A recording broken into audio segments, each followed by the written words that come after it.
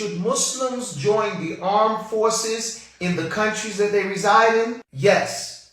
The Muslim men living in the United States, Canada, Australia, and all these different Western countries, they should join the armed forces in the countries that they reside in. Sheikh Abu Tawbah needs to make tawbah. You know, wallahi, at first I thought that this sheikh was gonna bust some kind of joke or something. But then I realized he's actually being serious. Now look, I don't usually respond to my Muslim brothers on social media especially, but this post is a mistake. This sheikh provided no evidence at all except for his own logic. The fact of the matter is, it is not halal for Muslims to join the armed forces of the US or the UK or Canada. All the Sharia evidence supports this point.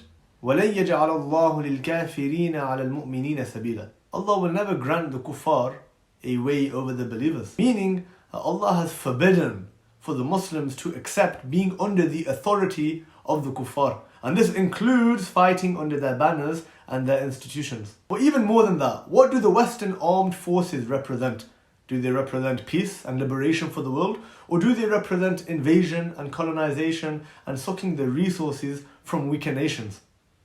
That kind of rhymes. And then we expect Muslims to be a part of that, even after what we've seen in Iraq and Afghanistan. الذين يتخذون الكافرين أولياء من دون المؤمنين أيبتغون عندهم العزة فإن العزة لله جميعا. Those who take the kuffar as allies instead of the believers, do they seek with them honor? But indeed, honor belongs to Allah entirely. Allah subhanahu wa ta'ala tells us, do you actually think that you're going to seek honor with such a people? Wallahi, what a joke. Does this sheikh actually think that this ummah is full of idiots who can be deceived so easily? We say as Musa alayhi salam said, فَلَنْ أَكُونَ ظَهِيرًا لِلْمُجْرِمِينَ. I will never be an assistant for the criminals.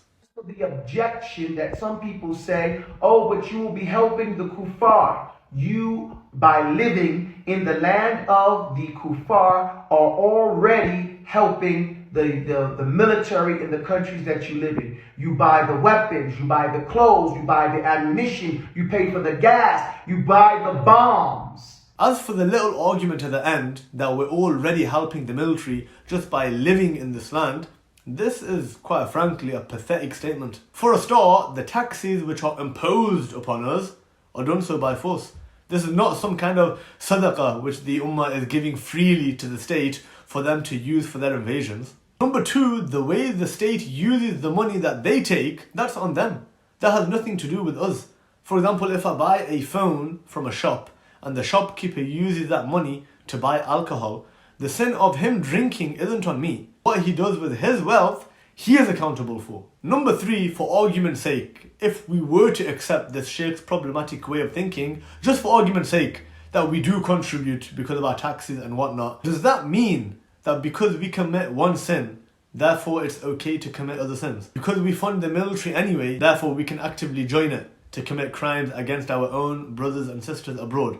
I mean, what kind of a flawed way of thinking is this? Unbelievable. All in all, I suggest the sheikh thinks about what he has said and makes a retraction of his claim, and to at least bring Islamic Shari'i evidence to the table to try and justify his opinion. Jazakallah khair.